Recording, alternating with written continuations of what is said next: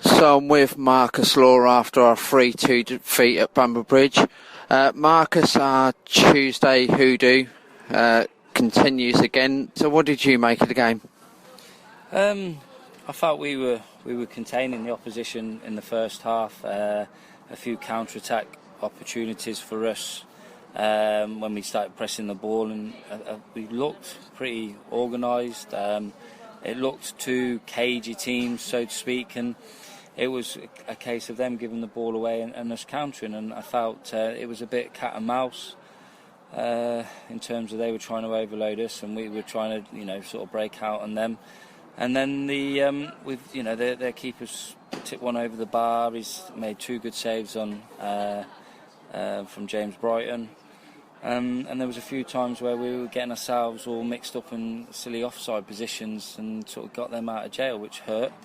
And then the sucker punch at the death of the first half. It's a well-struck goal, excellently taken, and well worked in terms of defending against it. We actually made the right decisions. It's just you got to hold your hands up sometimes. It was well worked, it was set up, and the lad has executed extremely well.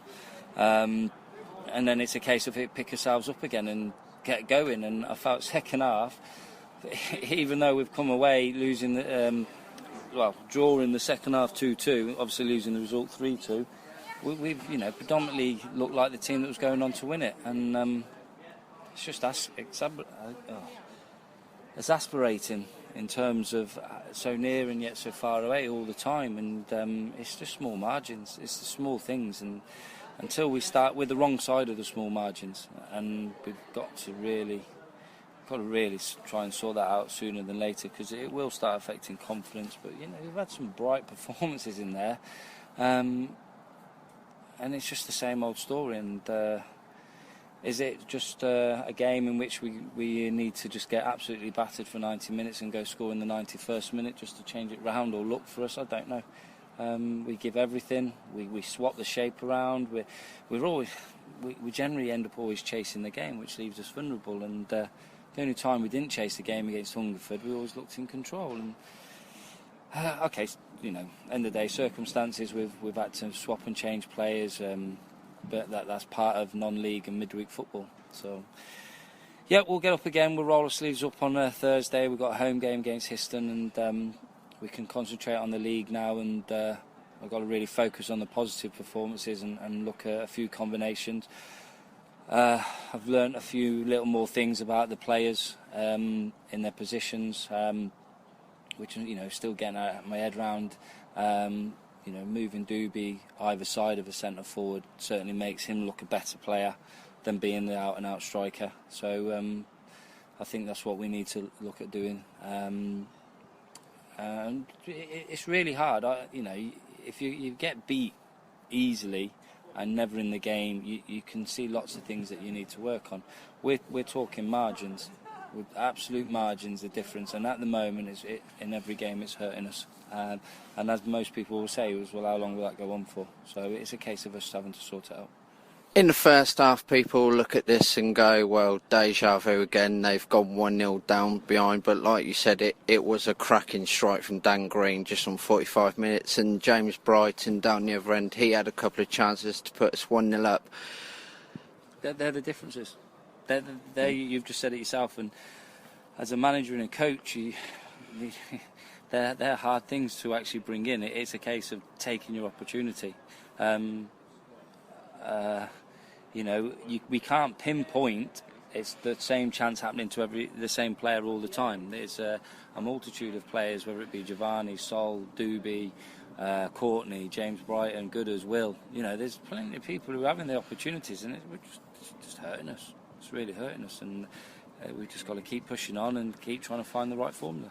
Is it a case now for you to look behind that and say we've scored 2 great goals in the second half, but defensively we're still not trying to find those errors which are happening? Is that for you and Paul and Obi to still scratch your heads on? Well, it's hard when you're chasing the game and you're affecting things. We wanted to bring Courtney on twice, and at both times he stood up, we went and scored. And you're like, okay, we seem to have regrouped it. and then eventually, there was a good 10-minute spell in there, or 15 minutes. They were hanging on. They really were, and you just felt, go on then, take your opportunity. And Courtney's had a one-on-one, and he's had a header. Keeper's then sort of, he's made a good save. Gooder's has had a great shot, but it's down the keeper's throat, and Doobie's causing a lot of problems in the wide areas. Giovanni's getting past people, and we then don't take that opportunity, and a 50-50 breaks to them, and we look vulnerable because we're going forward and scoring, but we have to because of the stage of the game, and that's what's it's really it's hard. Over the tie, a 39-year-old has killed us with experience. Going from the other end for us, is that someone that you could be looking to sort of bring in to get those sort of goals? Yeah, a bit of calmness and experience up front would be great. We've tried numerous people. We're still exploring avenues, and it is proving difficult. They're gold dust, aren't they? And that's why they are where they are. But we'll keep persevering and we'll keep looking. And myself and Alan are continually on the phone, looking for, searching for players, discussing opportunities. Look, this year is a building year, and I think taking results to one side, being so close in performances is what's really frustrating us. But in reality is. We would have liked and felt that we could have done something tonight, and we haven't. That really hurts. And in the league programme, we know that we're more than capable in every game, and we just got to sort them slight little errors, the slight margins, and just become a side that has a killer instinct, as well as being determined and defiant. And I just think we're falling short slightly either end, but we're not that far from it. There has been transfer rumours of a goalkeeper being brought in. Is that one area that you've been targeting over the last 7 days? A goalkeeper's been brought to our attention, and he's of an age that is always of interest to us. So we've done the 7-day approach. 7 days works, and you wait the 7 days, and then you've got 30 days to be able to sign the player, and that's where we'll invite him in to train. And we'll take things from there. Jamie and Enol are very good keepers. They work extremely hard at their game. But as like the few other players within the squad, there's a few areas they're falling short, and it's some of them areas that's really hurting us. I'm looking at progressing. I'm looking to work with Enol and Jamie, and they are working hard. And Jamie, as in goalkeeping in the goal posts, he's been excellent. His shot stopping, but the higher you go, you need more. You need more communication. Distribution is massive, and he'll be the first one to tell you that that's a bit short on that at the moment. But that's not saying I'm going to replace him. It's things we're working on. But when people come to your attention, we've got to pursue it, but we follow the procedures, and that's out there.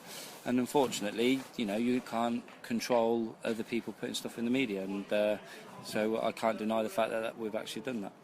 Mullers was missing tonight. Do you think that was a key area in midfield that you could have pushed into? Yeah, he certainly would have given us presence. I've been quite clear and open that I want to play him in midfield, but I've been unable to due to personnel through injuries and stuff, and he probably would have made a big difference to us, but there's going to be plenty of times when Mulligan's not going to be available, as in other players. So it's tough to take at the moment, and we've just got to roll our sleeves up and get going again, and take heart that we do have a lot of chances. And just keep trying to ride this really tough stuff. Histon and then Biggleswade on Tuesday. Yeah. Teams that are struggling, and that could put points on board and cut them all over this. Look, personally, I think we've got to sort ourselves out and get over these small margins, and I think life can be a lot easier. Everyone can beat everyone in this league, as the league table's showing. There's no one that we've come across that we don't feel we can go toe-to-toe with. So we know we're more than capable of producing something in the next 2 games, but we're also aware how vulnerable we are as well. we've just got to stay positive and keep working on them small things. And you know, I keep reiterating that this is building. We're still learning. There's a group of players who are still trying to understand myself, and there's times it looks a bit messy. That's down to a misunderstanding, or you know, still trying to find players in key positions. And we've got a lot of youngsters in there who at times are showing a lot of inconsistency. So we'll just keep monitoring and working it. You know, we've put Rebus in there today. He's given us 100%. At times looked like he could do a lot of damage and hurt the opposition, and then the opposite, you know, because of his inexperience, just needed to tidy up on. So, you know, things like that bode really well for the club, and giving him them type of experiences is fantastic. Silvano's come on and had 5 minutes of erratic, desperate, trying to get an equaliser football, you know, competitive stuff. He wouldn't have experienced that, you know, with the pressures that are on. So there's massive experiences going on in there that we've got to, you know, sort of hold on to and look forward and think that we are going in the right direction, and we are bringing players through and giving them opportunity. Bringing Sol Williams on, another 19, 20-year-old, Dan Harmon, 19, 20-year-old sitting on the bench. There's a lot of youngsters in there, so we've just got to keep persevering and support them and keep on helping them. Well, unfortunate tonight, Marcus. We roll on, we roll our sleeves up, and we dig in for Histon, and I'll speak to you then. Okay. Nice one.